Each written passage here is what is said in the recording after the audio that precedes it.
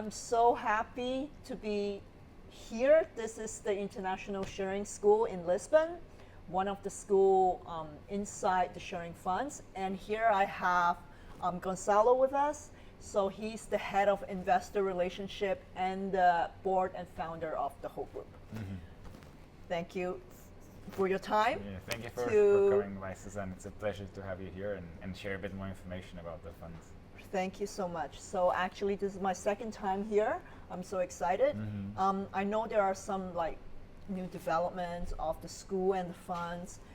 Can you tell us a little bit about the International Sharing School? I know there's you have a campus in Lisbon, one in Madeira, and another one in Algarve.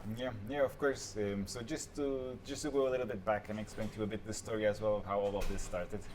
So the funds and our group starts from a family group. We are a family of 4 brothers, and we are from Madeira Islands. We attended a school in Madeira, which was the Madeira British School. The school had 40 students at the time, and we were 4 out of the 40 students. So 10% of the school was in our family.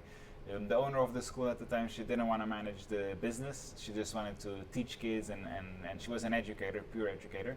And so she told my father, since you already have 10% of the school with your kids, I'll offer you the 90%. You own the school, you keep it.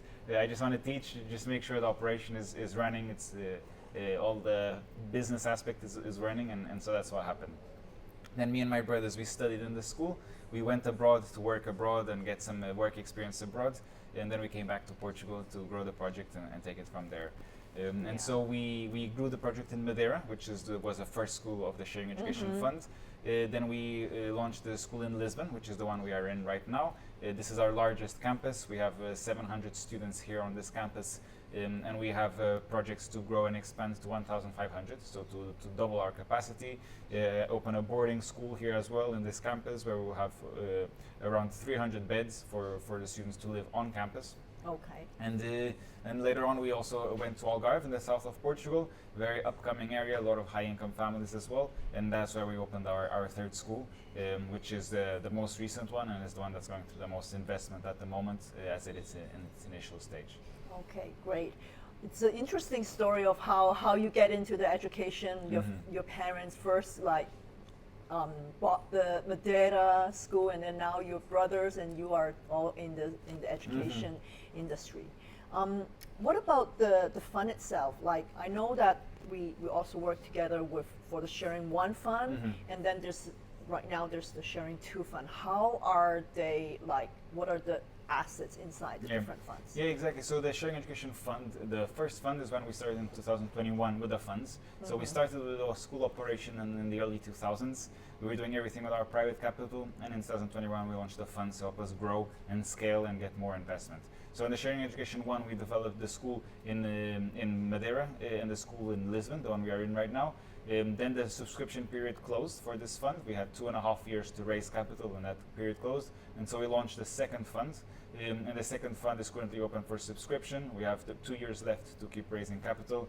It's being even more successful than the first fund, as now we already have a bigger network and the funds are more known. And the second fund is focused on the school in Algarve, as well as the development of new schools that we're looking at, new operations. So we're looking at operations in the north of Portugal, in Porto, which is a very developing area at the moment.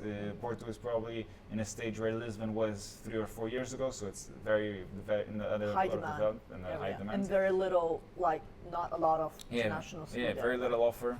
We know some of our partners that have schools in Porto, and we see how the market is there, and the market is really in need of one more school. So can you tell us a little bit about the demand of international school, like Portugal as a whole? You were saying about Porto being in high demand area. What about Lisbon or Madeira or Algarve? I know a lot of foreigners are coming in from I think 3 or 4 years before until now. I think we're getting more and more. Yeah, so there's a lot of interest at the moment. We have, just to give you an example, when we opened our school in Lisbon, there were in 2018, there was around 4 international schools in Lisbon in 2018. Today there's around 15 international schools in Lisbon. Wow. So we see a big growth in the market. Growth.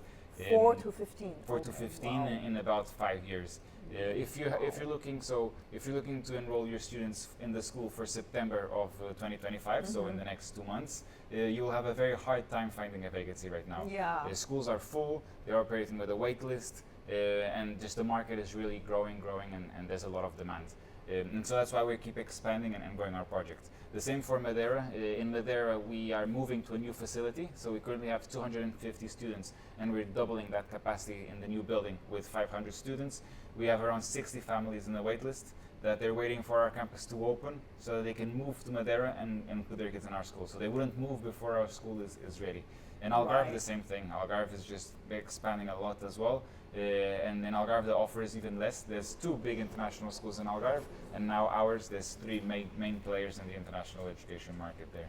Okay, so since there's so many, not too many, but still some like growing number of international schools right now in Portugal, what is the difference of like international sharing, like compared to others? Yeah, so here in the school, and it's funny because that was something that came along the way. So when we started the school here in Lisbon, we acquired this building where we are in right now. We already had the other building. We acquired this one, and we started. This was a bank. This used to be offices from Millennium BCP. It was a very traditional office, and we got some local architects, and we were designing. We have classes have to have around 50 square meters. So we were thinking, classes, corridor. This is how it works. One corridor, classes on the side. And then we went to an event in Abu Dhabi, an IB World Conference, and there we met our current designer, Rosen Bosch. She was talking about how the schools should be designed, how we have to design schools that are adaptable for all types of students, all types of learners, and not the traditional environment where everyone is just sitting in their own desks learning in a row. And then we thought, we're doing everything wrong. We need to completely redo the project, rethink the design. We hired Rosen. She came to Portugal, and she has helped us design this full campus that we'll visit today and that we have visited before, where we designed the whole school around the students. So the idea is that if you have 20 students in one classroom, you have 20 different ways of learning. Some students prefer to work in a more individual way. Some like to work as a group. Some like to work in a loud space. Some like to work in a quiet space. So the school is designed to adapt to all the different types of students and not just to the traditional environment.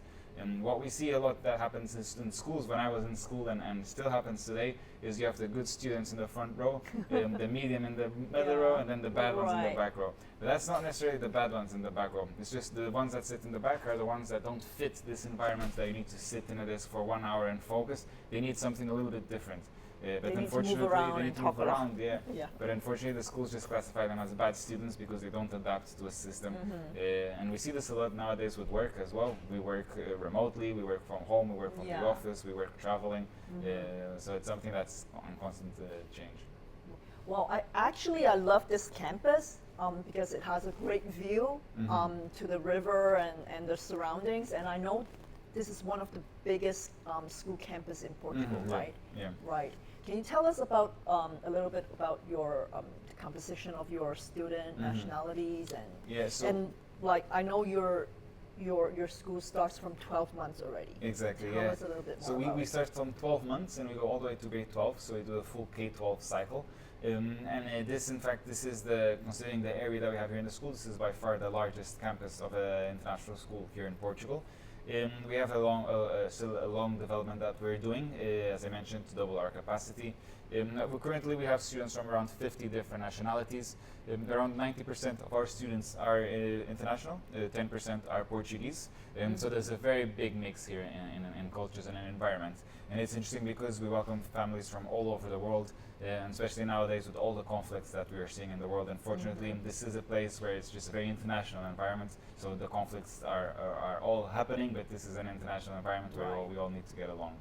We have around, as I mentioned, 50 nationalities, 90% are international, and around 10% are Portuguese. And I think the location is really good because you're halfway between Lisbon and Cascais, where like the really international, location, the two like location where they're the most international like families Yeah, in Portugal. It's a really prime location. We are also inside Tagus Park, which is Portugal's largest science and technology park. So this is a little bit like the Silicon Valley of Portugal, and so it's a good location. We're 20 minutes from Cascais, 20 minutes from Lisbon. We have our own school buses that collect the students as well. As you know, the school, this is one of the most expensive schools in Portugal. The students are paying between 15 to 30,000 euro per year. So we also offer them a lot of services like the school buses. And when I say school buses, we're talking about Mercedes minivans that pick them from home. Usually each minivan has around 3 families. So this is almost like a private chauffeur that goes door to door taking the families. So it's a very high-end service that families receive as well. Privilege services. Can we talk about a little bit about the funds? What about the return and if there's any risk? Yeah. So the fund, as I mentioned, this is our second fund. The first fund had a very, very similar structure. The second fund is a 12-year fund where the investors, they invest in the beginning of the first 3 years of the open period, and they receive a 4% annual return based on that investment. After 6 years, they can exercise a put option, so from year 6 onwards, where we will buy back that participation for the same amount they have invested. So if the investor, let's use that as an example, they invest 500,000 euro, they receive 4% per year of that 500,000 euro. This is paid annually, and from the 6th year onwards, they can exercise a put option or a buyback, where we repurchase this investment from them for the same amount they have invested. So there's no setup fee, no subscription fee. The same amount they invested, they will receive back the same amount in year 6. We know some investors wish to stay with us for longer, so they're not obliged to sell in year 6. They can sell from year 6 onwards. So between year 6 and year 12, they can sell their participation, and they know they have a buyer, which is us, that we will buy back this. And all of this is, of course, in the fund management rules approved by the regulator. Right. It's a very unique setup. Yeah, we haven't seen other funds with this setup where we have the buyback option in the fund management rules, which is approved by the regulator, by CMVM. Yeah, that's great. And the length of the fund terms is about 12 years. It's 12 years, the fund, yeah. The fund is 12 years. Something very interesting that happened in the first fund is that in the first fund we sold the participation of one of our schools during the subscription period, and so the fund was very capitalized in the beginning. And so what we did is when we did the sale, with the profits from the sale, we were able to repay all of our investors, the 4% plus the initial capital. This is sitting in our fund. We haven't paid it to them because if we pay it to them, we will buy their participation and then they won't be eligible for the golden visa. So we keep it in the fund, but they know their investment is there. It's secure. It's already paid. And it's already like with the it's money already available to buy back. To buy back, and that was a very good point for our first fund, and obviously for the second fund, we're working in the same direction, and that brings a lot of safety to our investors as well. So I think it seems like the fund is quite safe with the put options and the first fund going so well. Is there any risk? Yeah, so this is of course this is an investment. We are the main investors in the fund, so our family, we are the main investors. So we also mitigate the risks as much as possible. The only true risk we see here in the fund is Portugal becoming less attractive, less families moving to Portugal, and the demand for international schools to stop existing. We don't see this happening anytime soon. We see the opposite. The trend is that there's more demand, there's more families moving to Portugal, especially with all the unfortunate conflicts we are seeing around the world, in Israel, in the US, now in Iran. We see more and more the need for families to come to Europe for a safe place, and coming to Europe, they need schools. And that's also one of the points that our investors usually are happy about, because they know that they're investing in a fund, in education. They know that if they need to come to Portugal, they have a spot for their children here in the school as well. As I mentioned, we have a wait list, but we have priority enrollment for investors and partners and siblings. And so it's a comforting option for the investors.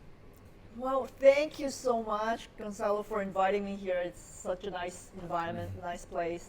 I think we're also thinking about my daughter. She's going to finish her first cycle. Okay, great. And then we're looking for international school in the second cycle. So yeah. It was a pleasure having me here, Susanna, always. And I'm available for any clarification or calls directly with the investors. I'm available to discuss more. Thank you so much. Thank you. Thank you. Thanks for your time. You.